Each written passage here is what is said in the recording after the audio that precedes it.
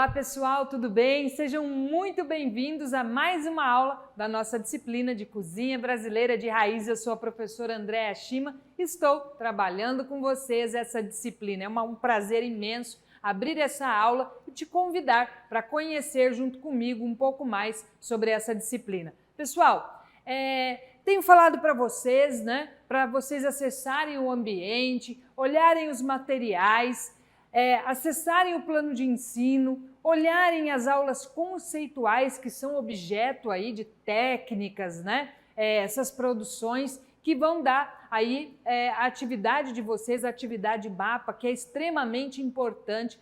E os alunos têm me questionado muito, professora, mas eu preciso realizar todos os mapas, Eu tenho que realizar apenas um. Eu vou falar uma coisa para você que eu falo sempre. Faça todos, afinal de contas você está fazendo um curso de gastronomia e a gente precisa se apropriar dessas técnicas, dessas produções, tá? São produções, é cultura, é uma forma da gente mapear o Brasil e reconhecer esses pratos típicos, os ingredientes, a nossa história e a nossa cultura. E falando de história e cultura, é claro, abro essa aula hoje com uma citação de Câmara Cascudo. Olha só, pessoal, nessa compreensão, dentro dessa linha de raciocínio, o que eu queria falar para vocês? Olha só, comer junto é fraternismo, pacto, aliança, liame, indissolúvel, implicando maldição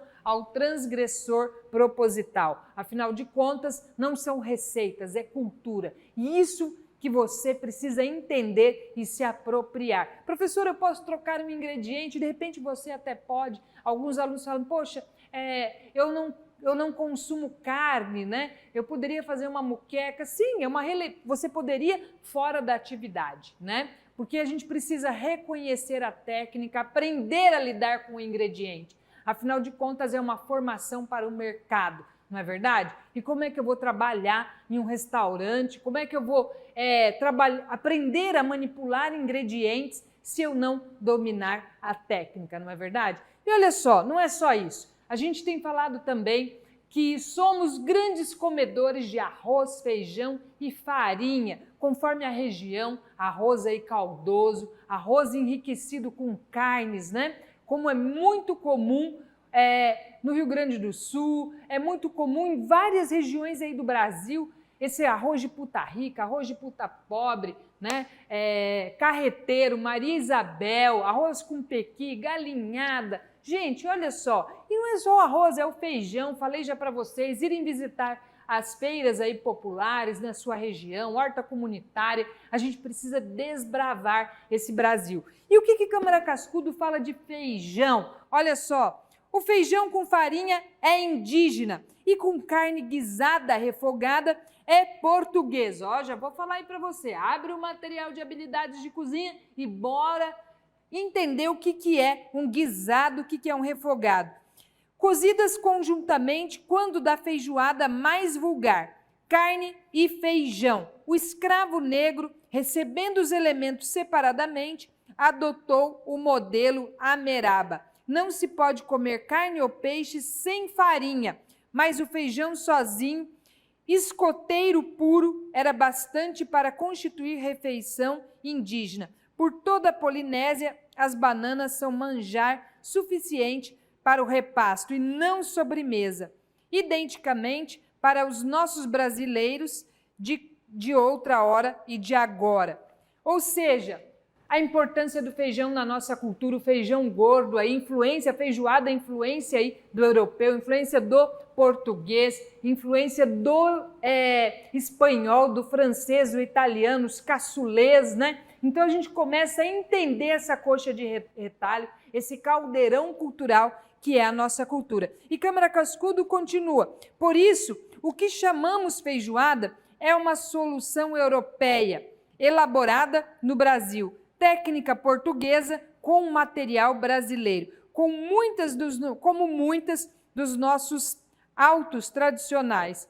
Marujada, fandango no Nordeste, congos, congada, dança de Moçambique, ou seja, ele está falando da importância da cultura, não é só o alimento ele não é apenas um elemento caloria, né? Ele é sim alimento para a alma, ele nos identifica, ele nos distingue diante de tantas culturas, por isso que é tão importante. E a gente começa essa aula já citando o Câmara Cascudo, e eu queria falar para vocês, hoje a gente fala um pouco mais da região norte, nordeste do Brasil. E quando a gente fala da região nordeste, gostaria que vocês entendessem, né, que a região nordeste ela é dividida da terra, a culinária, a gastronomia da terra, a culinária do mar, e a gente tem uma gastronomia muito peculiar, né?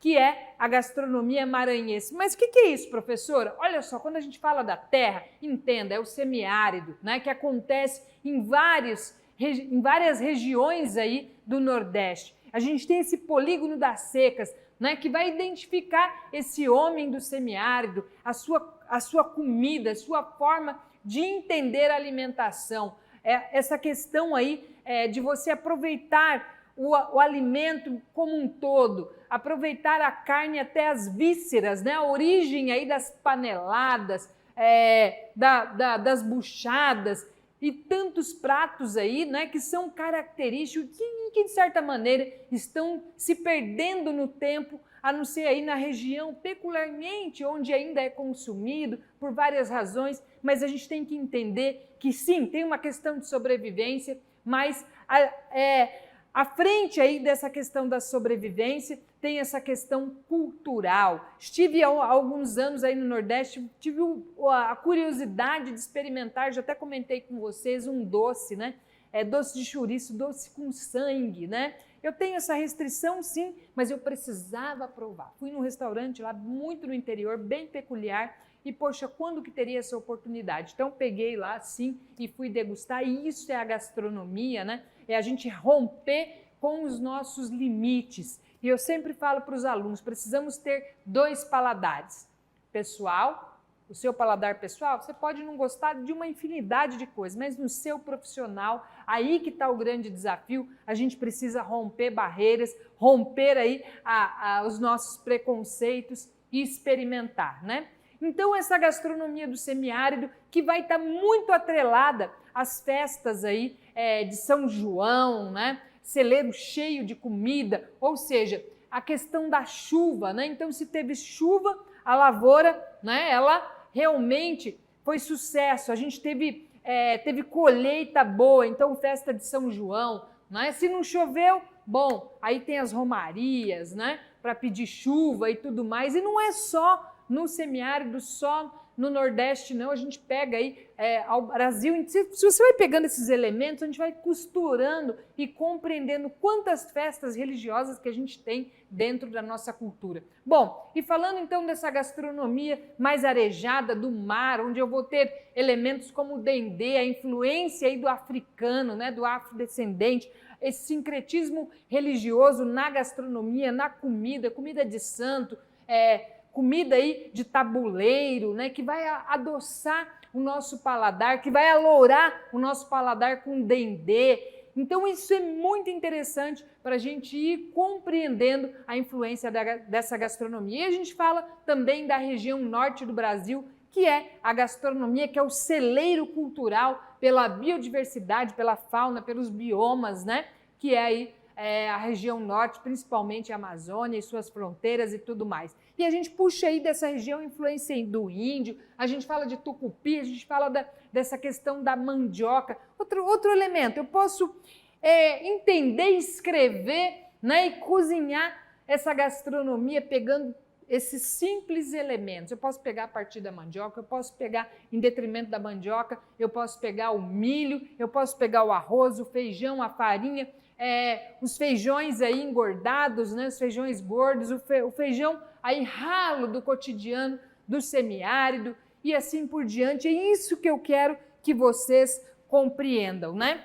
Então, pratos do litoral ricos aí, nessa fartura, nessa abundância, essa questão. E quando a gente fala dessa cozinha do litoral, a gente não pode deixar de esquecer também da região sudeste, todas as regiões banhadas aí pelo litoral, onde eu vou ter uma gastronomia caiçara, influência do português também, né, que a gente já comentou. E a gente fala dessas carnes, a gente fala do peixe, a gente fala da farinha, a gente fala de religiosidade, né? E a gente não pode deixar de comentar no Nordeste algo de extrema importância. Abre a sua cabeça aí e vamos entender esse paladar tão doce. Você que tem a mão na confeitaria, a gente pega aí essa confeitaria do Nordeste, né, onde elementos, né, representam essa população, essa comunidade. Quando você pega, por exemplo, o bolo de noiva no Nordeste, por que é tão importante? É patrimônio. Né? Até algumas décadas atrás, essas famílias tradicionais da aristocracia aí da cana-de-açúcar, né? Esse poderio das famílias que nomearam pratos célebres dessa gastronomia, como bolo de rolo, né? Que representa aí o ciclo da cana-de-açúcar. Né? Eu tinha um professor que ele falava, é só você pensar que para você ter doce, para você ter bolo, primeiro você tem que ter trigo, você tem que ter gado para ter leite, você tem que ter pomar para ter fruta e você tem que ter o quê? Açúcar, cana-de-açúcar. Né? Então, assim, representa realmente o poderio de um período dessa aristocracia que fez história no Brasil. A gente tem aí Souza Leão, que representa a família. Né? Então, é um período onde os doces levavam o nome das famílias, os cadernos de receitas, né, escondidos aí, as 7 chaves, né, pela mulher portuguesa, pelas suas filhas, né, que vinham junto aí com esse enxoval do casamento. Gente, a gente está falando de pouco período atrás, é só vocês irem conversar aí com as tias, com as famílias de vocês e lembrarem o que representava, né, esse fazer o enxoval, né, da noiva, né, onde os cadernos de receitas eram realmente, as receitas eram guardadas às 7 chaves. Se você perguntar na sua família, uma tia, alguém, uma prima, uma avó, que morreu e levou as receitas com ela. Isso era comum, né? Então, assim, isso vem lá uma influência aí do português também, né? Esses doces que eram aí mantidos às 7 chaves, as técnicas, né, de se preparar, técnicas apuradas, né, a gerações. Então, isso que representa essa gastronomia, que por trás desses pratos eu tenho essas famílias, né, latifundiárias, que representavam aí o ciclo da cana-de-açúcar. A gente vai ter aí Casagrande e Senzala. Bom, temos toda uma literatura no Brasil que vai retratar esse período de maneira riquíssima, né? Surreal, né? E tão real, né? da nossa história. E é claro, né, gente, dentro desse Nordeste, como eu comentei, as mãos que apuraram as panelas, né, as amas de leite, as escravas aí dentro das casas, né, que amamentavam aí os filhos dos seus senhores, né, e que foram apurando também a sua mão, aprendendo com a mulher portuguesa. E se a gente der um passo para trás, a gente vai lembrar que a gente tem aí a necessidade da substituição da mão de obra, né, indígena pela escrava, né, do negro, e esse negro que já dominava uma gastronomia, técnicas, já tinha um paladar, né? Então, assim, isso juntamente com a influência do português, a gente vai observar esse apurar das técnicas na gastronomia do Brasil. Trago aqui para vocês um vídeo lindo do Slow Food, falando um pouco da gastronomia no Nordeste, principalmente aí da Bahia, que tão bem representa, né? E eu acho lindo esse vídeo porque ele retrata exatamente, né, de onde vem isso tudo, né, essa nossa cultura alimentar. Queria compartilhar aqui com vocês uns minutinhos, já deixo o link aqui, já tinha comentado com vocês para que vocês degustem e se emocionem juntamente comigo. Vamos lá, vamos assistir?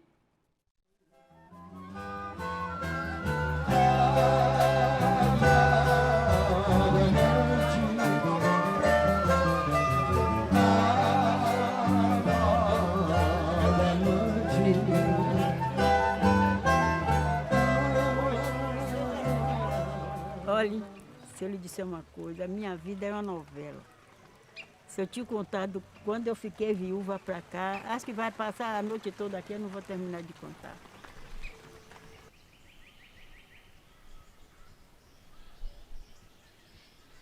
criada, nasci bem, um pobre, sempre fui pobre, mas sempre bem alimentada. Minha mãe mariscava, minha avó mariscava, também tinha outros trabalhos, que no tempo da minha avó era trança, era palha. Já da minha mãe trabalhava na roça e mariscava também. Nasci na roça, meu pai era lavrador, minha mãe também era. Ele nasceu na roça, assim, num lugar que chama Sítio do Meio, fica perto daqui. Essa maré agora, de cedeira e tardeira, eu ia 2 vezes na maré para criar meus filhos. Não viu Maria dizer? Era 2 vezes. Eu ia de cedeira a tardeira. Eu trabalhava com cacau. Rodava, bandeirava. Era. Ah, meu filho, eu já tenho, por exemplo, aqui, eu tenho 36 anos trabalhando aqui dentro de São Joaquim. Minha mãe trabalhou aqui 40 anos, aqui nessa mão. Primeiro era minha avó, depois minha mãe, e como minha mãe faleceu, eu continuei a vir. Minha mãe trabalhava cheia de baiana, passou para minhas irmãs, passou para mim. Aí minha tia, e aí de hoje baiana mesmo. É coisas que a gente traz de gerações em gerações, né?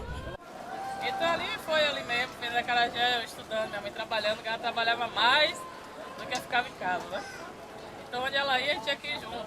Aprendi com ela, desde pequena. Eu vejo ela vir trabalhar sempre. Eu sempre ajudava em casa. Quando eu era mais nova, eu ajudava em casa. Tipo, a cortar um quiabo, a fazer um vatapá, coisas poucas.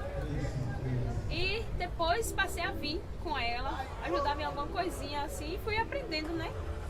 Eu ficava sempre, tipo, passando feijão. Minha avó me botava do lado do fogão para mostrar como era. Ó, é assim, tal, que faz, mexe. E aí, às vezes, botava minha mãe e segurava pra me ensinar a fazer. É isso aí, ela vendia em festa de lago, ia na praia. É onde ela vai a gente junto. Se a gente dormisse, ela botava todo mundo embaixo do tabuleiro. Torrava embaixo do tabuleiro, botava todo mundo pra dormir embaixo do tabuleiro.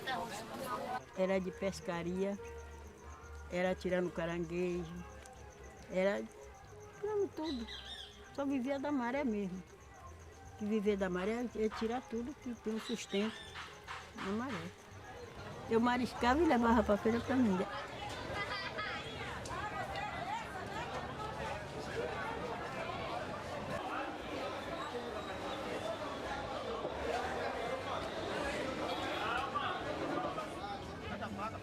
Ah, o que eu sinto falta de minha mãe é o escaldado de galinha.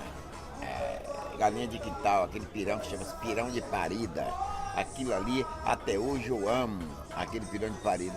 Tem tantos pratos que a gente comia quando era menina. Escaldado mesmo de ovo. Quando minha mãe dava banho na gente, tardezinha, tudo dava pro rio, que a gente tomava banho, fazia escaldado de ovo. E outra coisa que você não acredita que existe, mas existe. Chegava dia de sábado, chamava-se assim, era almoço fresco. Minha mãe fazia aquele almoço fresco. Aí chegava, comprava lá chupa-muro, aquelas carnes assim de gordura, aquelas carnes mais gordas. E aí levava para casa. Chegava em casa, minha mãe fazia um almoço fresco de sábado para domingo. Domingo eu me atolava. Até hoje eu me lembro disso.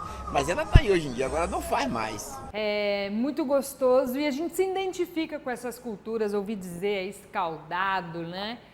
Escaldado de parida, comida fresca, e que são nomes aí de pratos que a gente muitas vezes nem conhece. Então queria trazer um pouquinho disso daí para vocês. A gente não pode deixar de falar dessas influências, o quanto que essa gastronomia ela é rica, né? Em sabores, em técnicas, em cultura.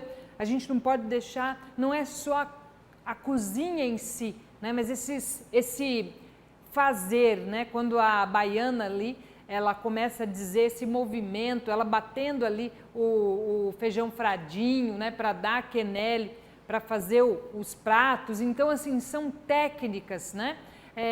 Que a gente muitas vezes acaba fazendo sem prestar atenção. Esse gestual da gastronomia, que de habilidades de cozinha a gente fala muito, não só em habilidades, em tudo, né? Que a gente começa a dizer desses saberes, desses fazeres. Então, desde mexer uma panela, como é que apura um caldo, como é que se tempera. Então, é disso que eu estou falando com vocês. Bom, fica ali a sugestão do material para vocês verem na íntegra e dando sequência aqui, a gente começa a falar um pouquinho dessa região norte, como eu comentei com vocês, né? Esse celeiro preservado em função aí dos biomas, em função da fauna, da flora, né? Então a gente tem essa questão aí dessa gastronomia da região norte, onde temos peixes aí com textura de carnes, temos a questão da influência, é isso que eu quero que vocês entendam, a influência do índio, né? A influência do índio, a influência dos quilombos, né? Que vão aí também apurar esses paladares, né? Eu trouxe até para vocês em uma das aulas, né? As receitas, né, dos quilombos. Temos aqui, ó, paçoca de amendoim com farinha de cadela, não vou dizer o que é. Biju de mandioca puba. Eu quero que vocês pesquisem, que vocês tenham fome, né, desses materiais. E é disso que a gente está falando. Então, assim, a região norte é a mandioca, é a sapiência da mandioca. Só a mandioca, professora? Não. Eu tenho um elemento que é o umami brasileiro, que é o tucupi. Tá? E se vocês forem ver no Câmara Cascudo, a gente vai observar que não é só no Brasil, não é só na Amazônia que a gente tem o tucupi, a gente tem na Venezuela também, a gente tem o tucupi negro, tem o tucupi vermelho. Então eu quero que vocês comam com farinha essas bibliografias. Esse tucupi, então, que é o umami nacional, eu gosto de dizer, poxa, se a cozinha, né, francesa tem os seus molhos mães aí que a gente conhece, que a gente aprende no início da nossa jornada dentro de uma cozinha. A gente tem no Brasil o tucupi, que é o ouro aí do Brasil, e a gente precisa experimentar. Já tenho certeza que você está se perguntando, eu não tenho acesso a esses produtos, como é que eu não consigo experimentar o tucupi? Eu vou falar uma coisa para você aqui. Pega a mandioca doce, tá? E vai fazer a técnica do tucupi. Ele não vai ser aí como feito, né, originalmente, mas você vai poder observar, vislumbrar um pouco dessa técnica, o manuseio, né, desse ingrediente milenário, esse ingrediente sensacional que é a mandioca, e a gente sempre está descobrindo coisas em relação à mandioca, e a gente precisa contar isso para essa geração que está vindo, o que é uma tapioca, as variedades aí que a gente tem de farinhas que são patrimônio. A gente aprende sobre os queijos ao redor do mundo e não vamos conhecer as nossas farinhas, as granulações, os sabores, o crocante, a textura incrível que esses elementos, que esses ingredientes nos dão e que muitas vezes a gente não conhece. Somos ignorantes em relação a isso. Então, essa sapiência da mandioca que vai trazer a goma, né, que vai trazer uma infinidade de farinhas aí pubadas, né, que vão dar doces, que vão dar aí farinhas aí também levemente aí pubadas, azedadas para o nosso paladar, para empanar coisas, essa gastronomia brasileira contemporânea que traz aí um olhar para técnica, para equipamentos, para se redescobrir o ingrediente na sua essência, né? Então a gente vai pegar uma farinha e a gente vai conseguir multiplicar, né, esse único ingrediente em técnicas, né? Traduzir esse ingrediente em técnicas, desde o empanamento até uma textura, um crisp, para comer com um caldo. É exatamente isso que a gente quer, que eu quero que você compreenda. Você precisa sair, você precisa ir lá olhar a horta, você precisa ir na feira comunitária, na horta, conhecer o produtor. Vai, se você está indo aí no mercado, você tem que perguntar de onde está vindo essa laranja, de onde que é essa fruta, tem que parar lá no vendedor ambulante e conhecer. A gente precisa desbravar esse nosso Brasil. Então a gente vai ter aí da mandioca que vai dar goma, polvilho, farinha, tucupi, que vão dar pratos aí célebres, como o pato no tucupi, puxando aí um gancho, né, com a gastronomia relacionada à religião. A gente sabe que o pato no tucupi, por excelência, é o prato do Sírio, né, que é uma das grandes festas, a maior romaria aí, vem gente do Brasil e de fora para conhecer essa festa do Sírio. E o pato no tucupi é o prato por excelência, não só ele, o tacacá, né? Se você pegar comida de rua, bom, região sudeste vai comer pastel com cana, em outros lugares vai ter o xixo, o espetinho, e no nordeste a gente vai ter aí acarajé, a gente vai ter comidas aí das baianas, a gente, conforme a região, a gente vai ter cuscuz, tapioca. E a gente tem aí na região norte o peixe frito com açaí e a gente tem o tacacá, as tacacazeiras, né? Que servem os seus tacacás todas adornadas no final do dia com tucupi, com a goma, com camarão seco e muita pimenta. Então é uma questão cultural, né? Bom, e a gente tem o jambu que causa essa eletricidade no nosso paladar. A gente tem poucos ingredientes aí que causam essa experiência tão incrível nas nossas papilas gustativas como o jambu. Né? Tive o privilégio de assistir aí uma palestra com um grande chefe e ele dizia o seguinte, que realmente o jambu ele causa uma eletricidade no paladar, né? Então, quando você acrescenta esse jambu no tacacá, eu vou ter essa sinergia, essa energia incrível em um único ingrediente, num único prato, né? Então, eu vou ter a untuosidade da goma, vou ter o sal do camarão salgado, eu vou ter a picância do tucupi e eu vou ter essa eletricidade do jambu, tudo isso num único prato. E isso é genial, é incrível, né? E não só aí, quando a gente fala aí da festa, como do Sírio-Libanês, a gente tem também regiões aí como Macapá, onde a gente tem Macapá, Amapá, onde a gente também tem essa variedade incrível de peixes, de pimentas, de ingredientes que, conforme a região que nós estamos aí do Brasil, a gente não consegue ter acesso e conhecer, né, esses peixes como pirarucu, filhote, né? Que vão dar aí muquecas, que vão dar ensopados, pirões e que vão aí, vão dar identidade para esse paladar, influência do índio, os moqueados, né? A piracuí, enfim, desde o hábito de como dormir na rede, né? Utilização de equipamentos sensacionais da nossa cozinha, como o tipiti, né, para extrair aí o suco da maniva, o suco da mandioca, né? Então a gente fala de tantos equipamentos extremamente elaborados. A gente precisa mostrar para as crianças, né, que o índio desenvolveu essa sapiência de extrair o melhor da mandioca, da mani, dessa raiz incrível. As farinhas, pirões, os chibés, né, esses caldos aromáticos, né? A gente tem a damorida, que é um dos pratos mais picantes aí da gastronomia, é um mix de pimenta que vai se apurando no fogo, né, em temperatura baixa, com tucupi, e no final você tem esse prato que é para comer com beiju. O beiju é o pão, o primeiro pão aí brasileiro, né? O português, quando aqui chegou,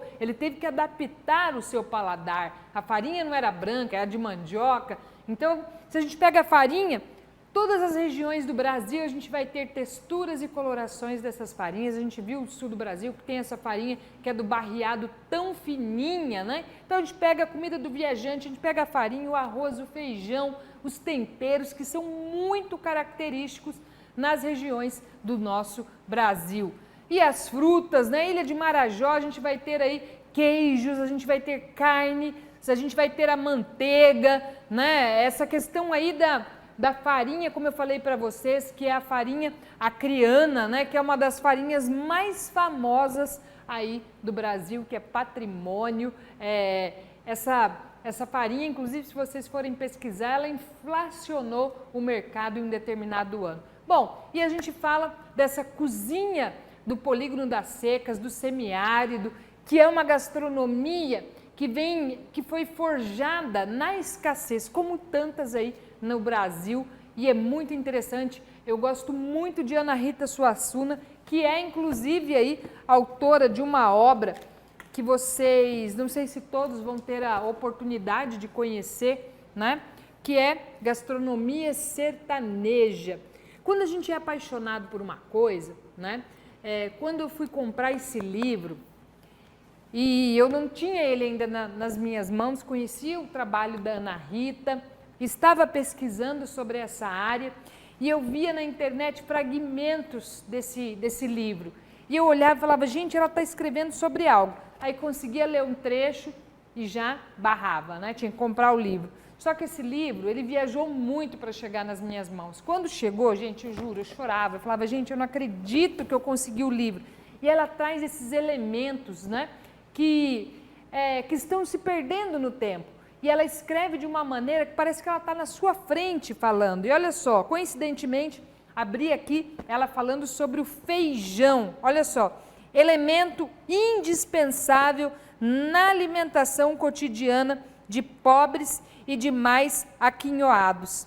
3 gêneros são cultivados: corda, arranca e fava. As espécies mais usadas são maçacá, mulatinho, fogo na serra, feijão branco. E aí ela continua. O macaçá é o feijão de corda, mais produzido, de colheita mais rápida e de maior valor proteico. Então, ela começa aqui falando de forma muito cotidiana, muito coloquial, sobre os conhecimentos aí populares em relação a um dos principais ingredientes da nossa gastronomia, que é o feijão. E eu quero te convidar para assistir um vídeo bem rapidinho aqui comigo de Ana Rita Suassuna, né, que é a rainha da cozinha sertaneja e compartilha aqui conosco esse conhecimento. Vamos lá?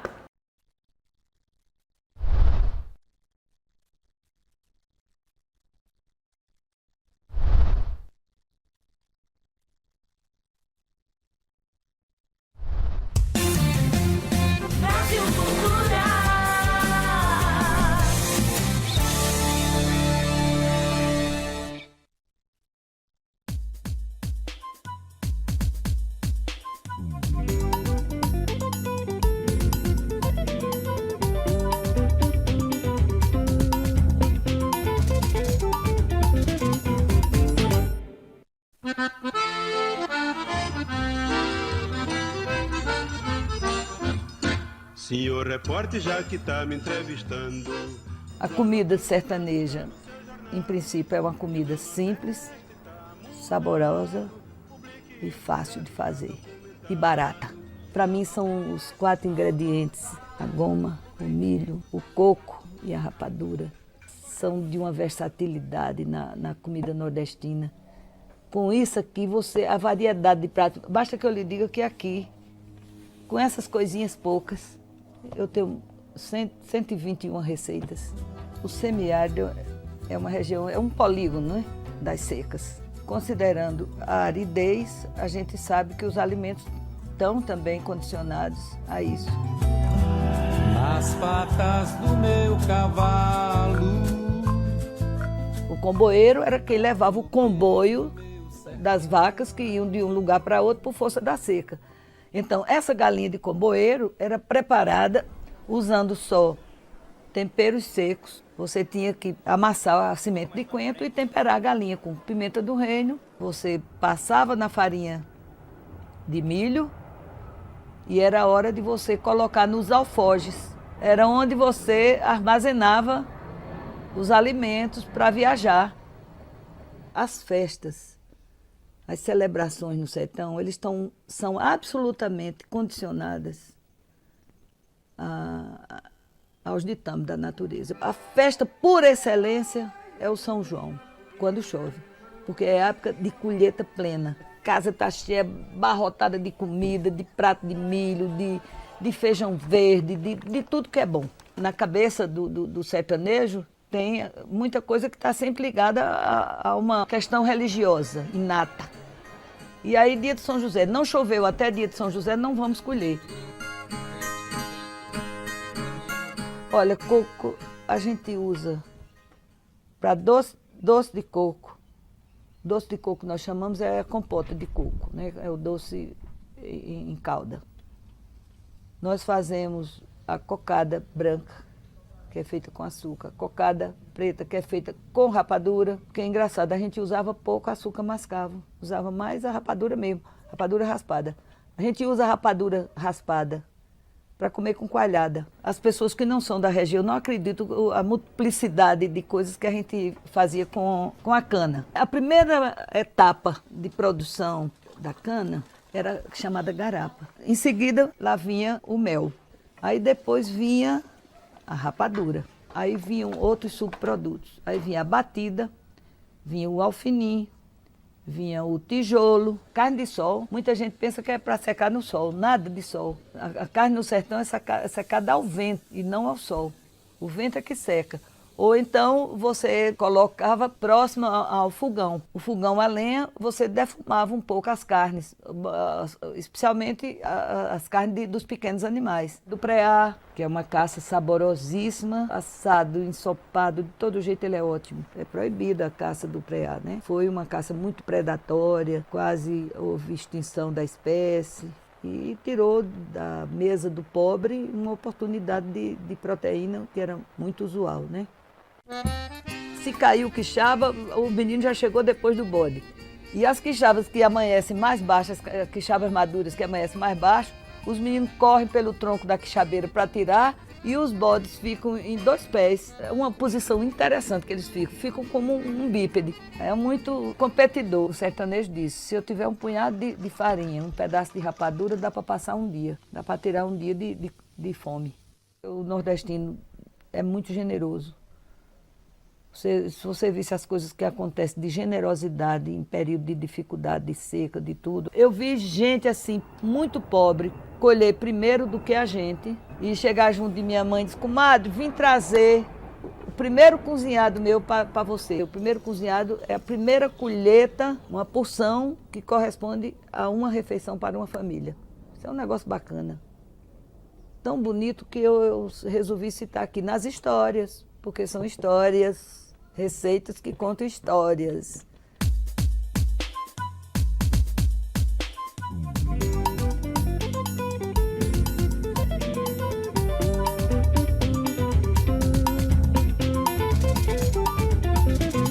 Lindo esse vídeo, né, gente? Espero que vocês tenham gostado.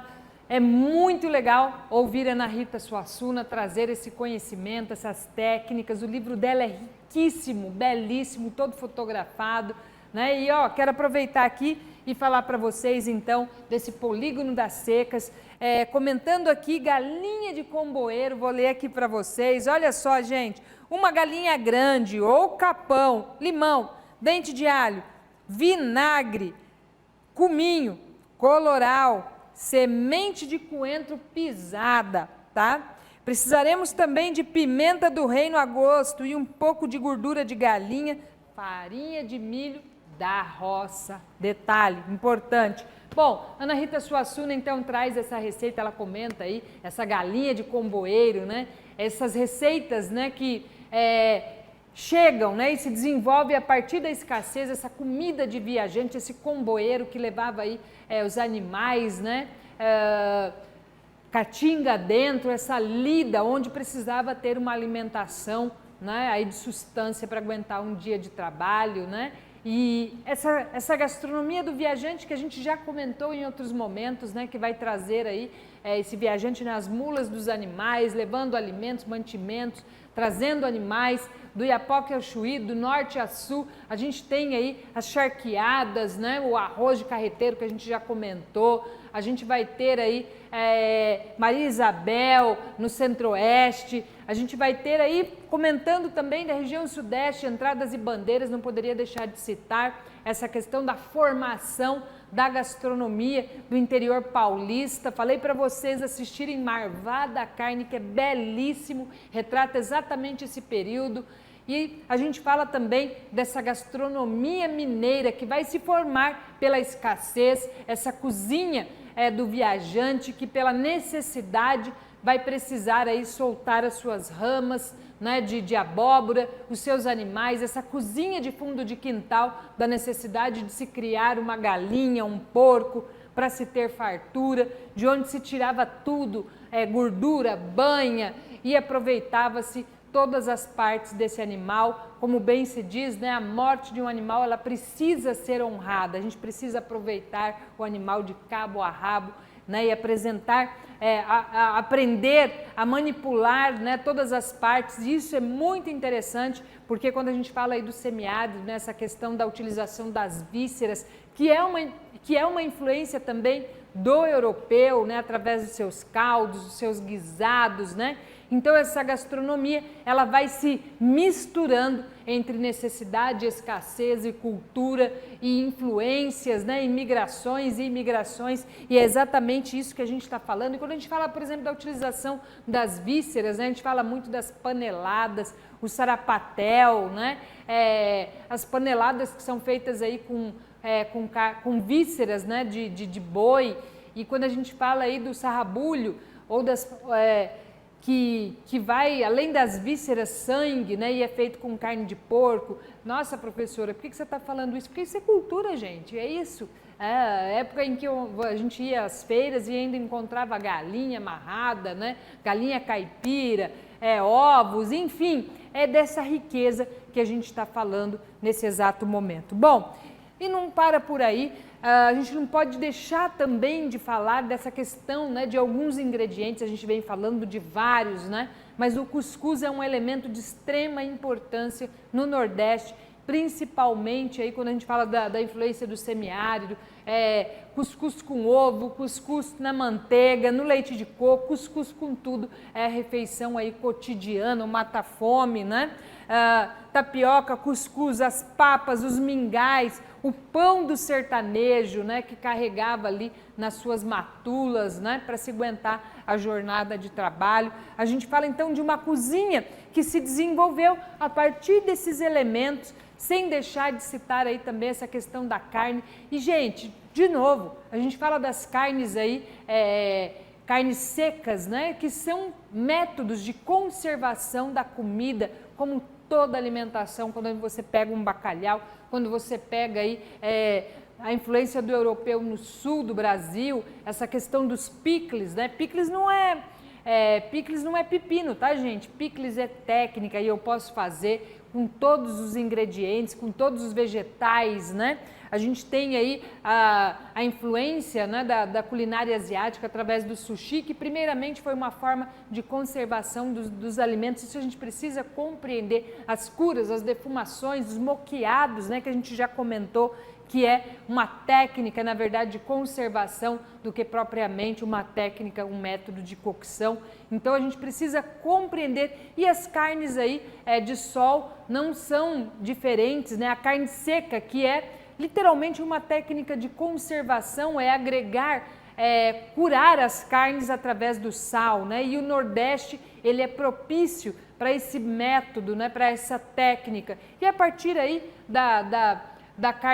das carnes secas, né? A gente vai ter a carne de sol, que é a carne de sereno, carne de vento, que na verdade hoje você tem uma ventilação que pode ser feita industrialmente ou não, né? Mas antigamente colocava-se a carne ali para se curar no sereno, né? As carnes aí serenadas, né?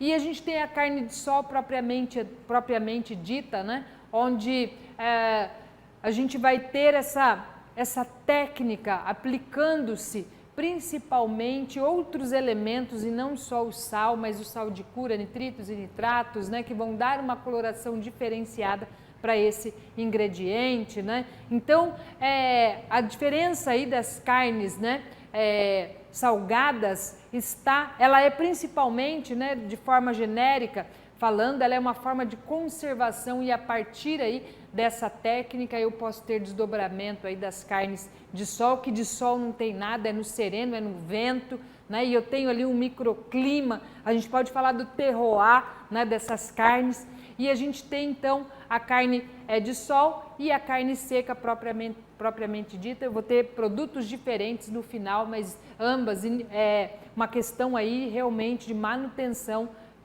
desse tipo de alimento, né? Bom, a gente fala então dessas comidas regionais, a gente fala do bode, não poderia aqui trazer, né, as buchadas de bode, onde as vísceras, né, os miúdos, eles são picados ali, né, temperados e colocados ali, enchidos, né, com o estômago do animal. E tudo, eu sempre digo, né, que a gente não pode dizer que a gente não gosta de alguém. de alguma coisa. O que existe não é comida ruim, existe comida mal feita. Essa é a diferença. Então, quando se entende a técnica, quando se entende o princípio, a gente consegue do ingrediente mais simples trazer aí banquetes e alta gastronomia. Isso é cozinha brasileira, né? Então, na buchada, as vísceras são fervidas, né? As galinhas capoeiras, né? Então, anota aí no seu material para você não esquecer ingredientes aí que representam essa gastronomia sertaneja. Olha só, carne seca e carne de sol, manteiga de garrafa, queijo coalho, queijo manteiga, né? Que são elementos aí importantíssimos da roça, maxixe, inhame, o milho, macaxeira, feijão de corda, rapadura, esses alforjes, né, que carregavam essas comidas, né, que iam se apurando, a farinha, a rapadura, a carne assada. Então é exatamente disso que eu estou falando aqui com vocês, essa cozinha, essa culinária sertaneja que vai ser moldada, né, por essa cozinha da escassez, né, que vai ser forjada aí através da escassez ao acesso aos alimentos, da comida do viajante e dessa influência então do imigrante, né, a influência aí das outras regiões do Brasil e principalmente do viajante. Bom, pessoal, espero que vocês tenham gostado dessa aula e eu fecho aqui com mais uma citação para falar para vocês novamente aqui de Câmara Cascudo, numa compreensão para a gente fechar com chave de ouro. O ato de alimentar-se transcendeu do próprio imediatismo fisiológico da nutrição. Virtudes e vícios, a vida e a morte contêm-se nos alimentos e são levados ao organismo em potência espiritual. Espero que vocês tenham gostado dessa nossa aula de hoje. Eu vou ficando por aqui e a gente se encontra numa próxima oportunidade. Até breve.